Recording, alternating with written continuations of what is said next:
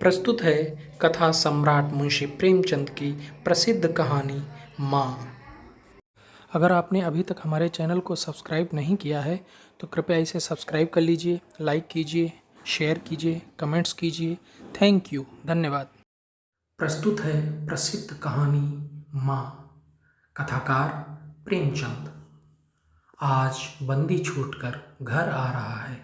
करुणा ने एक दिन पहले ही घर लीप पोत रखा था। इन 3 वर्षों में उसने कठिन तपस्या करके जो 10-5 रुपए जमा कर रखे थे वह सब पति के सत्कार और स्वागत की तैयारियों में खर्च कर दिए। पति के लिए धोतियों का नया जोड़ा लाई थी, नए कुर्ते बनवाए थे, बच्चों के लिए नए कोट और टोपी की आयोजना की थी।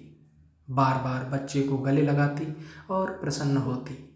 अगर इस बच्चे ने सूर्य की भांति उदय होकर उसके अंधेरे जीवन को प्रदीप्त न कर दिया होता तो कदाचित ठोकरों ने उसका जीवन का अंत कर दिया होता। पति के कारावास दंड के 3 ही महीने बाद इस बालक का जन्म हुआ। उसी का मुंह देख देख कर करुणा ने यह 3 साल काट दिए थे। वह सोचती, जब मैं बालक को उनके सामने ले जाऊंगी तो वह कितने प्रसन्न होंगे। उसे देखकर पहले तो चकित हो जाएंगे, फिर गोद में उठा लेंगे और कहेंगे, करुणा, तुमने ये रत्न देकर मुझे निहाल कर दिया। कैद के सारे कष्ट बालक की तोतली बातों में भूल जाएंगे। उनकी एक सरल, पवित्र, मोहक दृष्टि हृदय की सारी व्यथाओं को धो डालेगी।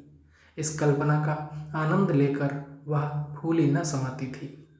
वह सोच रही थी, आदित्य के साथ बहुत से आदमी होंगे। जिस समय वह द्वार पर पहुंचेंगे, जय जयकार की ध्वनि से आकाश गूंज उठेगा।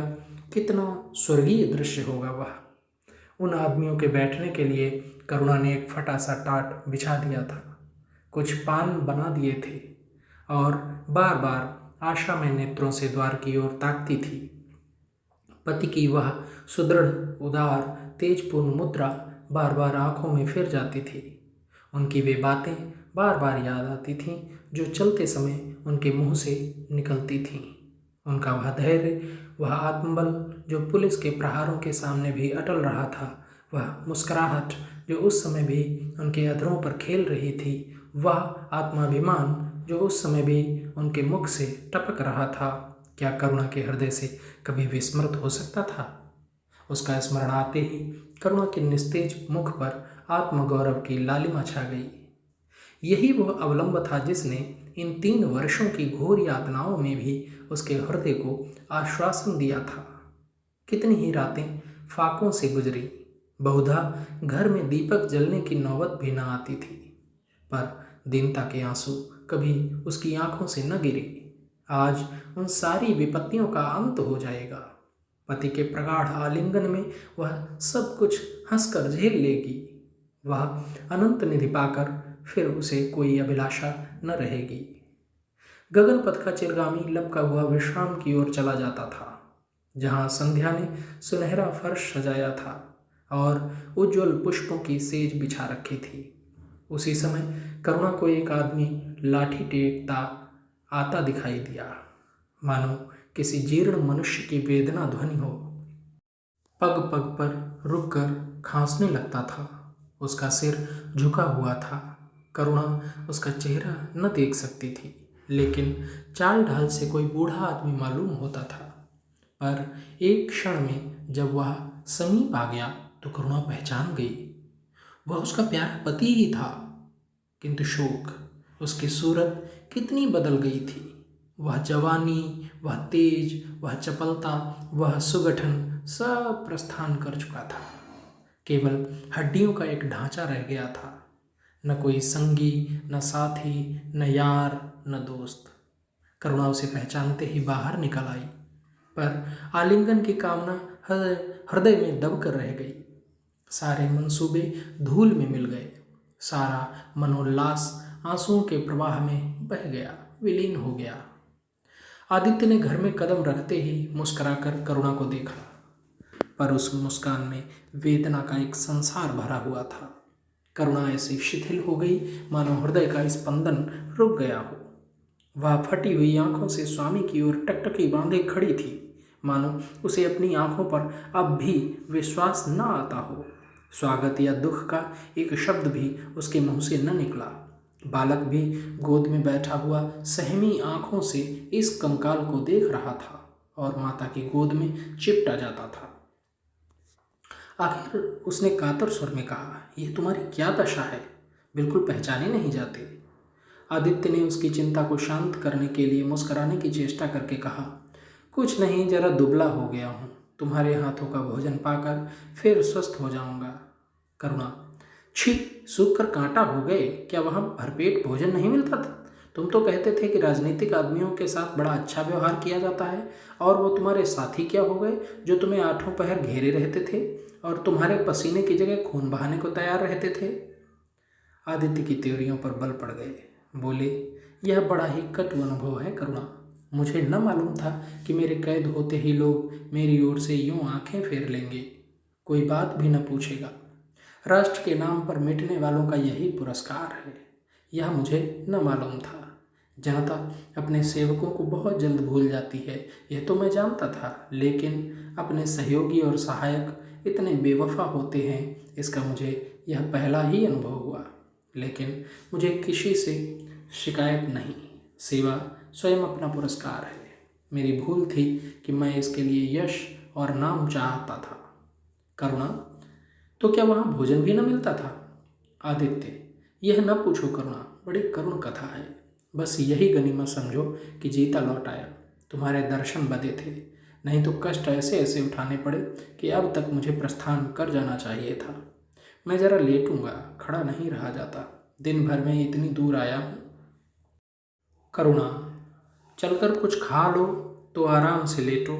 बालक को गोद में उठाकर, बाबूजी हैं बेटा, तुम्हारे बाबूजी, इनकी गोद में जाओ, तुम्हें प्यार करेंगे। आदित्य ने आंसू भरी आंखों से बालक को देखा और उनका एक एक रोम उनका तिरस्कार करने लगा। अपनी जीर्ण दशा पर उन्हें कभी इतना दुख न हुआ था। ईश्वर की असीम दया से यदि उनकी दशा संभल जाती तो फिर वह कभी राष्ट्रीय आंदोलन के समीप न जाते। इस फूल से बच्चे को यूं संसार में लाकर दरिद्रता की आग में झोंकने का उन्हें क्या अधिकार था?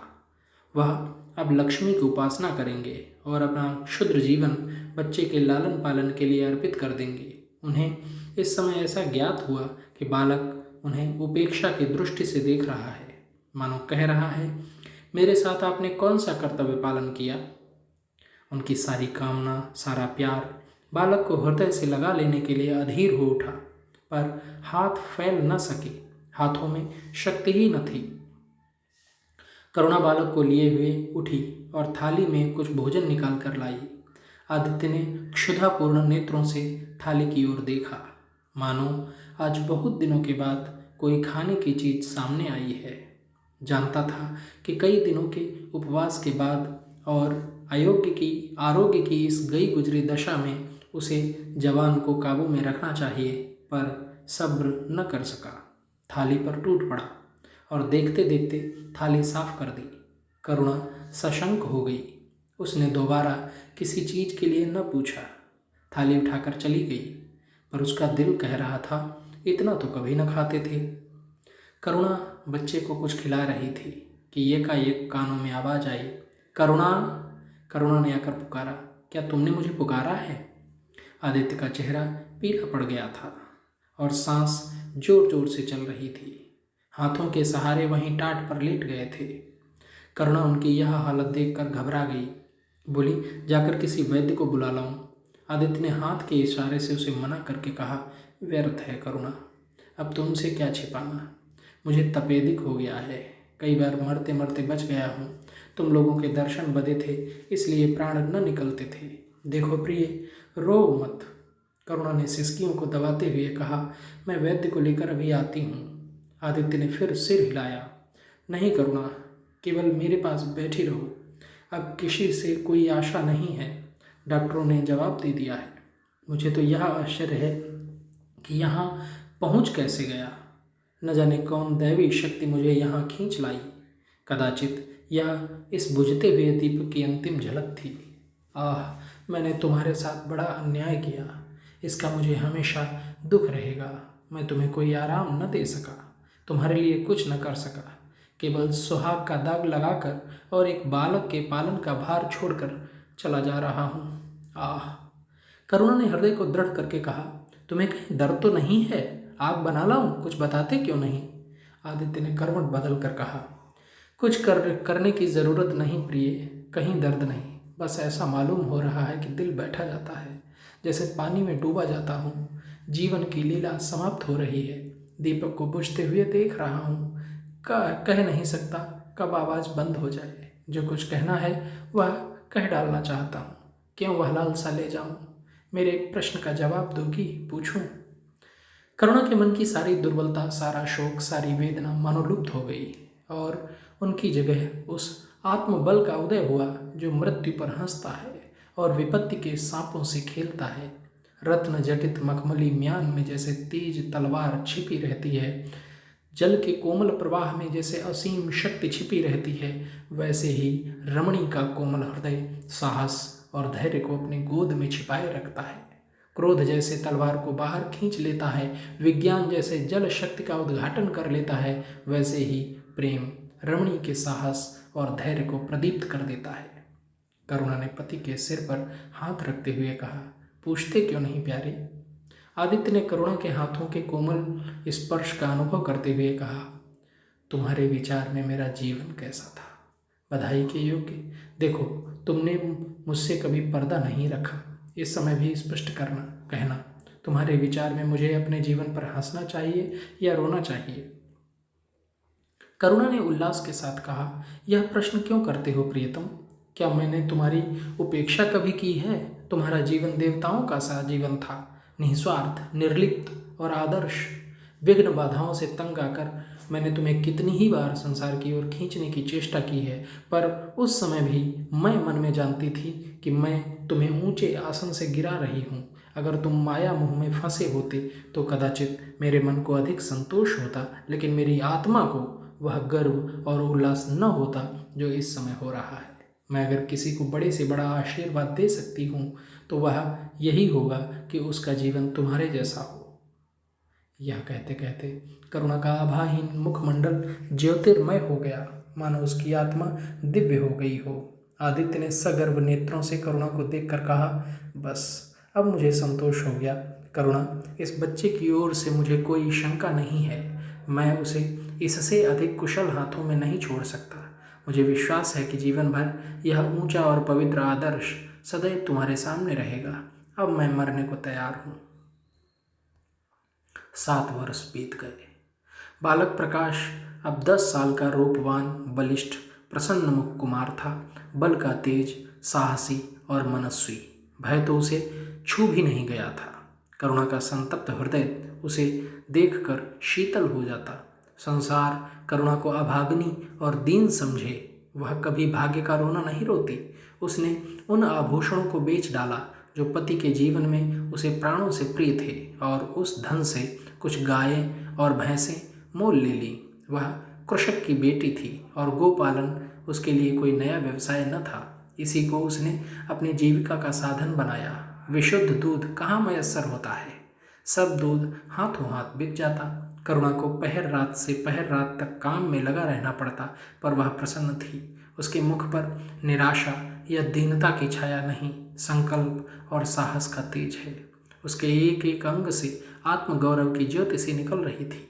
आंखों में एक दिव्य प्रकाश है, गंभीर, अथाह और असीम। सारी वेदनाएं, वैधव्य का शोक और विधि का निर्मम प्रहार, सब उस प्रकाश की गहराई में विलीन हो गया है। प्रकाश पर वह जान देती थी। उसका आनंद, उसकी अभिलाषा, उसका संसार, उसका स्वर्ग सब प्रकाश पर न्यौछावर है। पर यह मजाल नहीं कि प्रकाश कोई शरारत करे और करुणा आंखें बंद कर ले। नहीं, वह उसके चरित्र की बड़ी कठोरता से देखभाल करती है। वह प्रकाश की माँ नहीं, माँ बाप दोनों हैं। उसके पुत्र स्नेह में माता की ममता के साथ पिता की कठोरता भी मिली हुई है। पति के अंतिम शब्द अभी तक उसके कानों में गूंज रहे हैं। वह आत्मोल्लास जो उनके चेहरे पर झलकने लगा था, वह गर्वमय लाली जो उनकी आंखों में छा गई थी, अभी तक उसकी आंखों में फिर रही है। निरंतर पति चिंतन ने आदित्य को उसकी आंखों में प्रत्यक्ष कर दिया है। वह सदैव उनकी उपस्थिति का अनुभव किया करती है। उसे ऐसा जान पड़ता है कि आदित्य की आत्मा सदैव उसकी रक्षा करती रहती है। उसकी यही हार्दिक अभिलाषा है कि प्रकाश जवान होकर पिता का पथगामी हो। संध्या हो गई थी। एक भिखारिन द्वार पर आकर भीख मांगने लगी। करुणा उस समय गौओं को पानी दे रही थी। प्रकाश बाहर खेल रहा था। बालक ही तो ठहरा। शरारत सूझी, घर में गया और कटोरे में थोड़ा सा भूसा लेकर बाहर निकला। भिखारिन ने अपनी झोली फैला दी। प्रकाश ने भूसा उसकी झोली में डाल दिया और जोर जोर से तालियां बजाता हुआ भागा। भिखारिन ने अग्निमय नेत्रों से देखकर कहा, वाह रे लाडले, मुझसे हंसी करने चला है, यही माँ बाप ने सिखाया है, तब तो खूब कुल का नाम जगाओगे। करुणा उसकी बोली सुनकर बाहर निकल आई और पूछा, क्या है माता, किसे कह रही हो? भिखारिन ने प्रकाश की तरफ इशारा करके कहा, वो तुम्हारा लड़का है ना, देखो कटोरे में भूसा भरकर मेरी झोली में डाल गया है। चुटकी भर आटा था, वो भी मिट्टी में मिल गया। कोई इस तरह दुखियों को सताता है? सबके दिन एक से नहीं रहते, आदमी को घमंड न करना चाहिए। करुणा ने कठोर स्वर में पुकारा, प्रकाश।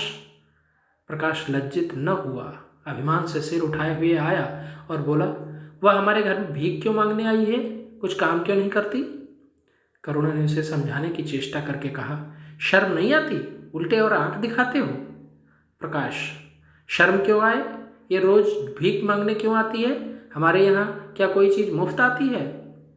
करुणा, तुम्हें कुछ न देना था तो सीधे से कह देते जाओ, तुमने ये शरारत क्यों की? प्रकाश, उनकी आदत कैसे छूटती? करुणा ने बिगड़ कर कहा, तुम अब पिटोगे मेरे हाथों से। प्रकाश, पिटूंगा क्यों? आप जबरदस्ती पीटेंगी? दूसरे मुल्कों में अगर कोई भीख मांगे तो कैद कर लिया जाए, ये नहीं कि उल्टे भिखमंगों को और शह दी जाए। करुणा, जो अपंग है वो कैसे काम करे? प्रकाश, तो जाकर डूब मरे, जिंदा क्यों रहती है? अब करुणा निरुत्तर हो गई। बुढ़िया को तो उसने आटा दाल देकर विदा किया, किंतु प्रकाश का कुतर्क उसके हृदय में फोड़े के समान टीसता रहा। उसने यह धृष्टता, यह अभिनय कहाँ सीखी? रात को भी उसे बार बार यही ख्याल सताता रहा। आधी रात के समीप एकाएक प्रकाश की नींद टूटी। लालटेन जल रही है और करुणा बैठी रो रही है। उठ बैठा और बोला, अम्मा तुम अभी सोई नहीं? करुणा ने मुंह फेर कर कहा, नींद नहीं आई। तुम कैसे जगे? प्यास तो नहीं लगी है? प्रकाश, नहीं अम्मा, न जाने क्यों आँख खुल गई। मुझसे आज बड़ा अपराध हुआ अम्मा। करुणा ने उसके मुख की ओर स्नेह के नेत्रों से देखा। प्रकाश, मैंने आज बुढ़िया के साथ बड़ी नटखट की, मुझे क्षमा करो, फिर कभी ऐसी शरारत न करूँगा। ये कहकर रोने लगा। करुणा ने स्नेहार्द्र होकर उसे गले लगा लिया और उसके कपोलों का चुंबन करके बोली, बेटा मुझे खुश करने के लिए ये कह रहे हो या तुम्हारे मन में सचमुच पछतावा हो रहा है? प्रकाश ने सिसकते हुए कहा, नहीं अम्मा, मुझे दिल से अफसोस हो रहा है। अब की वह बुढ़िया आएगी तो मैं उसे बहुत से पैसे दूंगा। करुणा का हृदय मतवाला हो गया। ऐसा जान पड़ा आदित्य सामने खड़े बच्चे को आशीर्वाद दे रहे हैं और कह रहे हैं, करुणा क्षोभ मत कर, प्रकाश अपने पिता का नाम रोशन करेगा, तेरी संपूर्ण कामनाएं पूरी हो जाएंगी। लेकिन प्रकाश के कर्म और वचन में मेल न था और दिनों के साथ उसके चरित्र का अंग प्रत्यंग प्रत्यक्ष होता जाता था। जहीन था ही, विश्वविद्यालय से उसे वजीफे मिलते थे। करुणा भी उसकी यथेष्ट सहायता करती थी, फिर भी उसका खर्च पूरा न पड़ता था। वह मितव्ययिता और सरल जीवन पर विद्वता से भरे हुए व्याख्यान दे सकता था, पर उसका रहन सहन फैशन के अंधभक्तों से जौ भर घटकर न था। प्रदर्शन की धुन उसे हमेशा सवार रहती थी। उसके मन और बुद्धि में निरंतर द्वंद्व होता रहता था। मन जाति की ओर था, बुद्धि अपनी ओर। बुद्धि मन को दबाए जाती थी, उसके सामने मन की एक न चलती थी। जाति सेवा ऊसर की खेती है। वहाँ बड़े से बड़ा उपहार जो मिल सकता है वह है गौरव और यश, पर वह भी स्थायी नहीं, इतना अस्थिर कि जीवन क्षण में जीवन भर की कमाई पर पानी फिर सकता है। अतएव उसका अंतःकरण अनिवार्य वेग के साथ विलासमय जीवन की ओर झुकता था, यहाँ तक कि धीरे धीरे उसे त्याग और निग्रह से घृणा होने लगी। वह दुर्वस्था और दरिद्रता को ही समझता था। उसके हृदय न था, भाव न थे, केवल मस्तिष्क था। मस्तिष्क में दर्द कहाँ, वहाँ तो तर्क हैं, मंसूबे हैं। सिंध में बाढ़ आई, हजारों आदमी तबाह हो गए। विश्वविद्यालय ने वहाँ एक सेवा समिति भेजी। प्रकाश के मन में द्वंद्व होने लगा, जाऊं या न जाऊं। इतने दिनों अगर वह परीक्षा की तैयारी करे तो प्रथम श्रेणी में पास हो। चलते समय उसने बीमारी का बहाना कर दिया। करुणा ने लिखा, तुम सिंध न गए इसका मुझे दुख है। तुम बीमार रहते हुए भी वहाँ जा सकते थे। समिति में चिकित्सक भी तो थे। प्रकाश ने पत्र का उत्तर न दिया।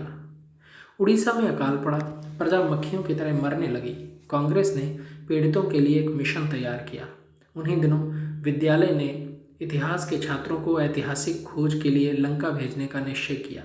करुणा ने प्रकाश को लिखा, तुम उड़ीसा जाओ। किंतु प्रकाश लंका जाने को लालयित था। वह कई दिन इसी दुविधा में रहा। अंत को सीलोन ने उड़ीसा पर विजय पाई। करुणा ने अब कि उसे कुछ न लिखा, चुपचाप रोती रही। सीलोन से लौटकर प्रकाश छुट्टियों में घर गया। करुणा उससे खींची खींची रही। प्रकाश मन में लज्जित हुआ और संकल्प किया कि अब की कोई अवसर आया तो अम्मा को अवश्य प्रसन्न करूंगा।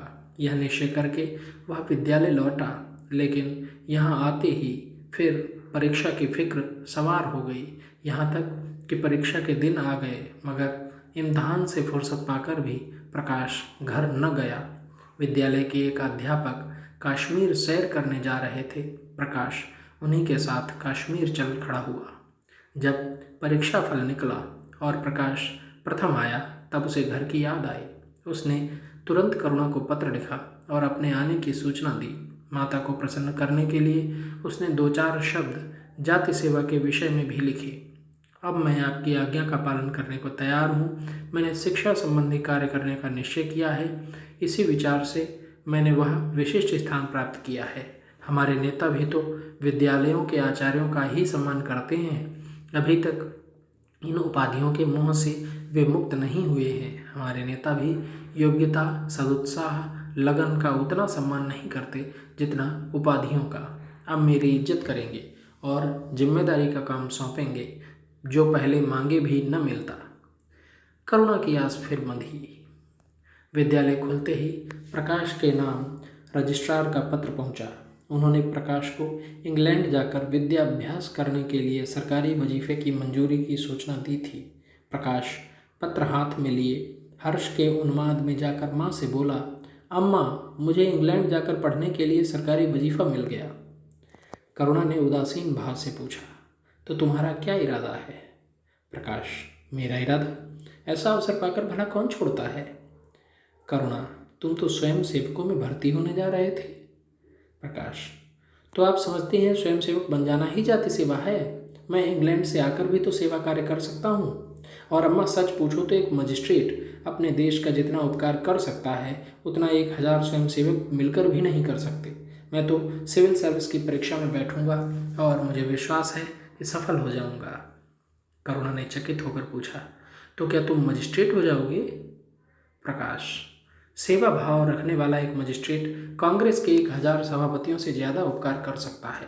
अखबारों में उसकी लंबी लंबी तारीफें न छपेंगी, उसकी वक्तृताओं पर तालियां न बजेंगी, जनता उसके जुलूस की गाड़ी न खींचेगी और न विद्यालयों के छात्र उसको अभिनंदन पत्र देंगे, पर सच्ची सेवा मजिस्ट्रेट ही कर सकता है। करुणा ने आपत्ति के भाव से कहा, लेकिन यही मजिस्ट्रेट तो जाति के सेवकों को सजाएं देते हैं, उन पर गोलियां चलाते हैं। प्रकाश, अगर मजिस्ट्रेट के हृदय में परोपकार का भाव है तो वह नरमी से वही काम करता है जो दूसरे गोलियां चलाकर भी नहीं कर सकते। करुणा, मैं यह नहीं मानूंगी। सरकार अपने नौकरों को इतनी स्वाधीनता नहीं देती, वह एक नीति बना देती है और हर एक सरकारी नौकर को उसका पालन करना पड़ता है। सरकार की पहली नीति यह है कि वह दिन दिन अधिक संगठित और दृढ़ हो। इसके लिए स्वाधीनता के भावों का दमन करना जरूरी है। अगर कोई मजिस्ट्रेट इस नीति के विरुद्ध काम करता है तो वह मजिस्ट्रेट न रहेगा। वह हिंदुस्तानी ही था जिसने तुम्हारे बाबूजी को जरा सी बात पर 3 साल की सज़ा दे दी। इसी सज़ा ने उनके प्राण लिए। बेटा, मेरी इतनी बात मानो, सरकारी पदों पर न गिरो। मुझे यह मंजूर है कि तुम मोटा खाकर और मोटा पहनकर देश की कुछ सेवा करो, इसके बदले कि तुम हाकिम बन जाओ और शान से जीवन बिताओ। ये समझ लो कि जिस दिन तुम हाकिम की कुर्सी पर बैठोगे उस दिन से तुम्हारा दिमाग हाकिमों का सा हो जाएगा। तुम यही चाहोगे कि अफसरों में तुम्हारी नेकनामी और तरक्की हो। एक गंवारू मिसाल लो, लड़की जब तक मायके में कुंवारी रहती है वह अपने को उसी घर की समझती है, लेकिन जिस दिन ससुराल चली जाती है वह अपने घर को दूसरों का घर समझने लगती है। माँ बाप भाई बंद सब वहीं रहते हैं, लेकिन वह घर अपना नहीं रहता। यही दुनिया का दस्तूर है। प्रकाश ने खींच कर कहा, तो क्या आप यही चाहती हैं कि मैं जिंदगी भर चारों तरफ ठोकरें खाता फिरूं? करुणा कठोर नेत्रों से देखकर बोली, अगर ठोकर खाकर आत्मा स्वाधीन रह सकती है तो मैं कहूँगी ठोकर खाना अच्छा है। प्रकाश ने निश्चयात्मक भाव से पूछा, तो आपकी यही इच्छा है? करुणा ने उसी स्वर में उत्तर दिया, हाँ मेरी यही इच्छा है। प्रकाश ने कुछ जवाब न दिया, उठकर बाहर चला गया और तुरंत रजिस्ट्रार को इनकारी पत्र लिख भेजा। मगर उसी क्षण से मानो उसके सिर पर विपत्ति ने आसन जमा लिया। विरक्त और विमन अपने कमरे में पड़ा रहता, न कहीं घूमने जाता, न किसी से मिलता, मुंह लटकाए भीतर आता और फिर बाहर चला जाता। यहाँ तक महीना गुजर गया, न चेहरे पर वह लाली रही, न वह ओज।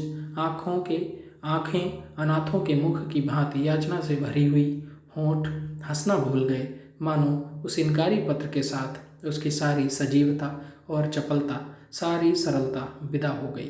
करुणा उसके मनोभाव समझती थी और उसके शोक को भुलाने की चेष्टा करती थी, पर रूठे देवता प्रसन्न न होते।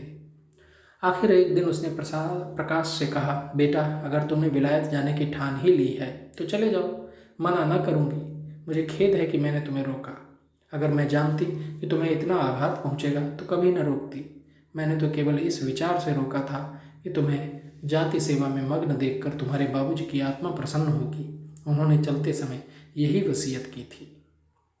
प्रकाश ने रुखाई से जवाब दिया, अब क्या जाऊँगा, इनकारी खत लिख चुका हूँ। मेरे लिए कोई अब तक बैठा थोड़े ही होगा, कोई दूसरा लड़का चुन लिया गया होगा।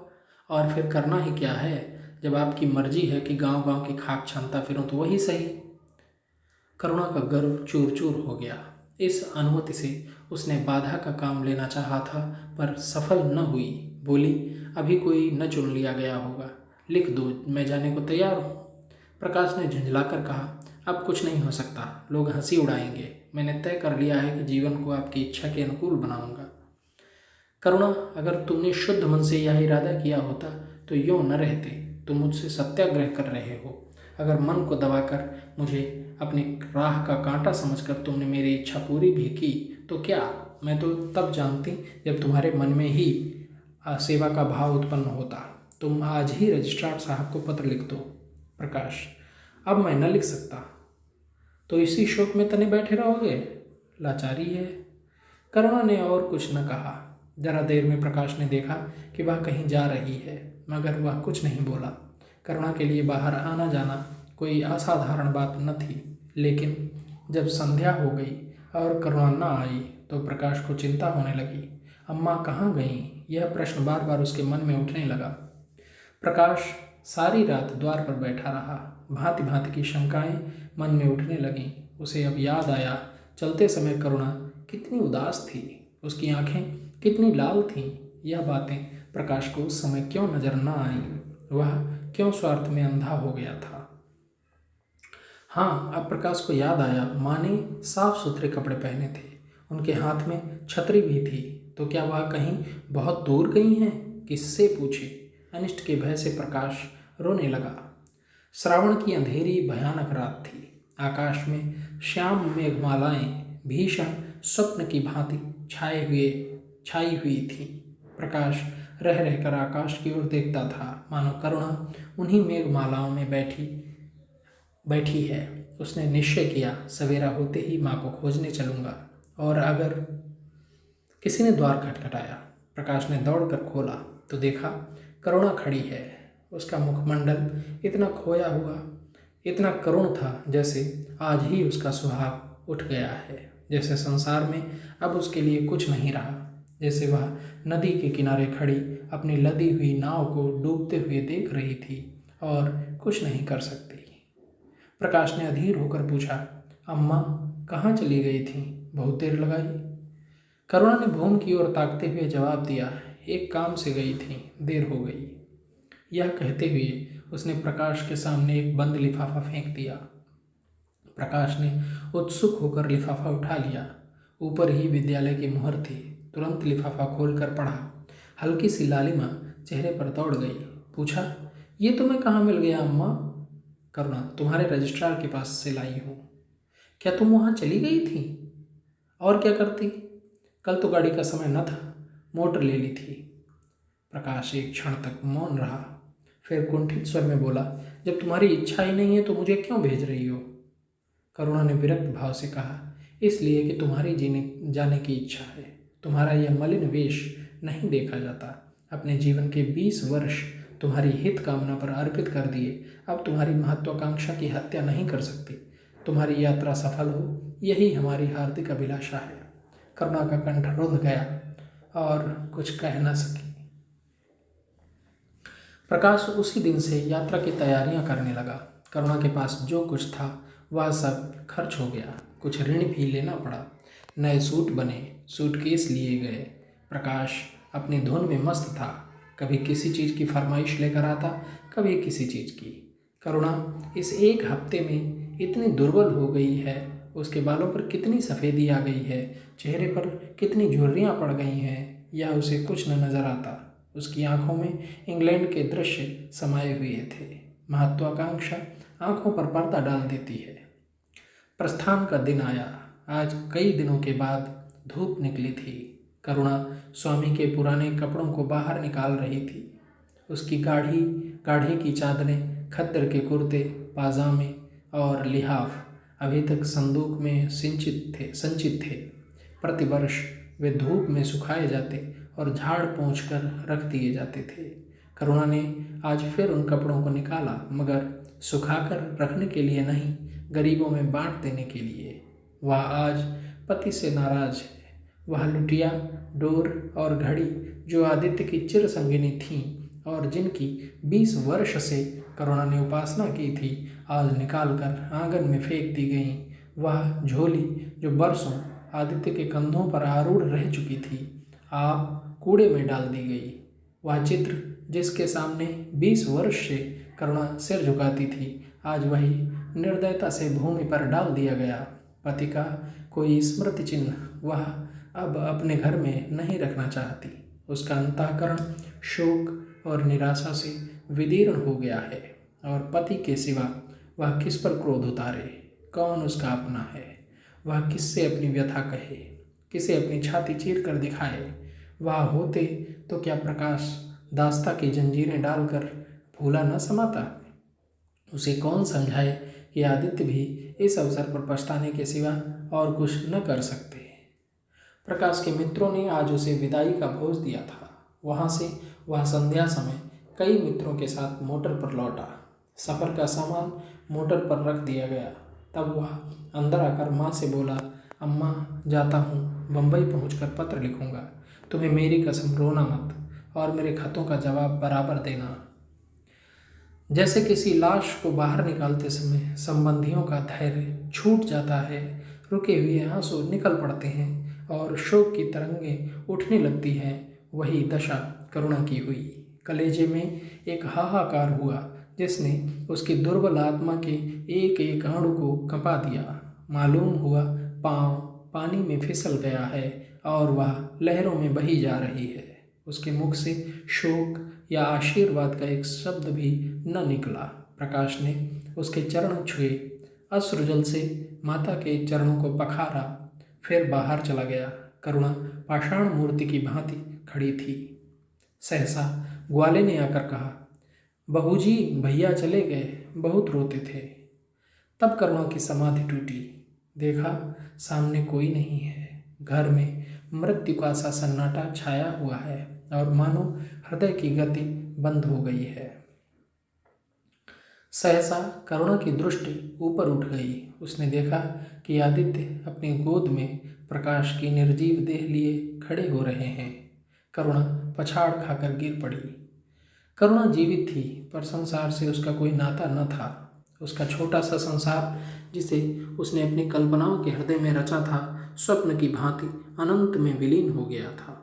जिस प्रकाश को सामने देखकर वह जीवन की अंधेरी रात में भी हृदय में आशाओं की संपत्ति लिए जी रही थी, वह बुझ गया और संपत्ति लुट गई। अब न कोई आश्रय था और न उसकी ज़रूरत। जिन गऊओं को वह दोनों वक्त अपने हाथों से दाना चारा देती और सहलाती थी, वे अब खूंटे पर बंधी निराश नेत्रों से द्वार की ओर ताकती रहती थीं। बछड़ों को गले लगाकर पुचकारने वाला अब कोई न था, जिसके लिए दूध दुहे मट्ठा निकाले।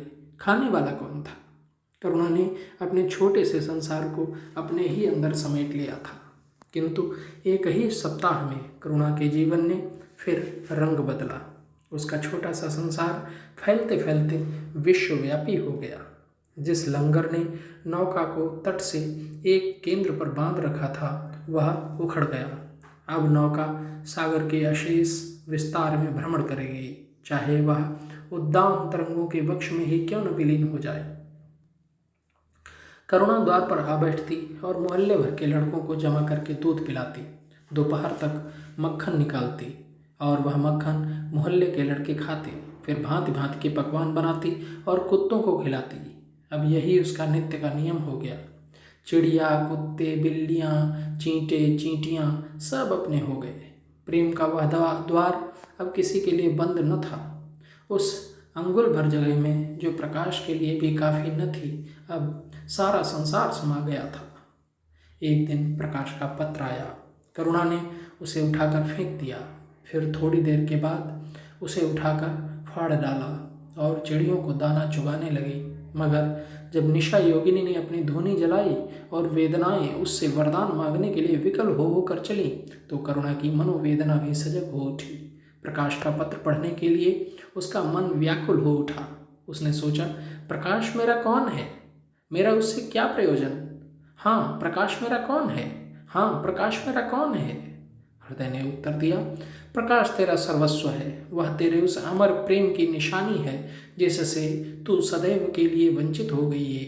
वह तेरा प्राण है, तेरे जीवन दीपक का प्रकाश, तेरी वंचित कामनाओं का माधुर्य, तेरे अश्रुजल में विहार करने वाला हंस। करुणा उस पत्र के टुकड़ों को जमा करने लगी, माना उसके प्राण बिखर गए हों। एक एक टुकड़ा उसे अपने खोए हुए प्रेम का एक पदचिन्ह सा मालूम हुआ। दीपक के सामने बैठकर उसे जोड़ने लगी। जब सारे पुर्जे जमा हो गए तो उसने उन्हें जोड़ा, जैसे कोई वियोगी हृदय प्रेम के टूटे हुए तारों को जोड़ रहा हो। हाय री ममता! वह अभागिन सारी रात उन पुर्जों को जोड़ने में लगी रही। पत्र दोनों ओर लिखा था, इसलिए पुर्जों को ठीक स्थान पर रखना और भी कठिन था। कोई शब्द, कोई वाक्य बीच में गायब हो जाता। उस टुकड़े को फिर से खोजने लगती। सारी रात बीत गई, पर पत्र अभी तक अपूर्ण था। दिन चढ़ आया। मोहल्ले के लड़के मक्खन और दूध की चाह में एकत्र हो गए। कुत्तों और बिल्लियों का आगमन हुआ। चिड़ियाँ आ आकर आंगन में फुदकने लगीं। कोई ओखली पर बैठी, कोई तुलसी के चौतरे पर करुणा को सिर उठाने तक की फुर्सत नहीं। दोपहर हुआ। करुणा ने सिर न उठाया। न भूख थी न प्यास। फिर संध्या हो गई, पर वह पत्र अभी तक अधूरा था। पत्र का आशय समझ में आ रहा था। प्रकाश का जहाज कहीं से कहीं जा रहा है। उसके हृदय में कुछ उठा हुआ है। क्या उठा हुआ है, यह करुणा न सोच सकी। करुणा पुत्र की लेखनी से निकले हुए एक एक शब्द को पढ़ना और उसे हृदय पर अंकित कर लेना चाहती थी। इस भांति 3 दिन गुजर गए। संध्या हो गई थी। दिन की जागी आंखें जरा झपक गईं। करुणा ने देखा, एक लंबा चौड़ा कमरा है। उसमें मेजें और कुर्सियां लगी हुई हैं। बीच में ऊंचे मंच पर कोई आदमी बैठा हुआ है। करुणा ने ध्यान से देखा, प्रकाश था। एक क्षण में एक कैदी उसके सामने लाया गया। उसके हाथ पांव में जंजीर थी, कमर झुकी हुई। यह आदित्य थे। करुणा की आंखें खुल गईं, आंसू बहने लगे। उसने पत्र के टुकड़ों को फिर समेट लिया और उसे जलाकर राख कर डाला। राख की एक चुटकी के सिवा वहाँ कुछ न रहा जो उसके हृदय में विदीर्ण किए डालती थी। इसी एक चुटकी राख में उसका गुड़ियों वाला बचपन, उसका संतप्त यौवन और उसका तृष्णामय वैधव्य सब समा गया। प्रातःकाल लोगों ने देखा, पक्षी पिंजड़े से उड़ चुका था। आदित्य का चित्र अब भी उसके शून्य हृदय से चिपटा हुआ था। भग्न हृदय पति की स्नेह स्मृति में विश्राम कर रहा था और प्रकाश का जहाज यूरोप चला जा रहा था। तो यह थी प्रेमचंद की प्रसिद्ध कहानी माँ। अगर आपने अभी तक हमारे चैनल को सब्सक्राइब नहीं किया है तो कृपया इसे सब्सक्राइब कर लीजिए, लाइक कीजिए, शेयर कीजिए, कमेंट्स कीजिए। थैंक यू, धन्यवाद।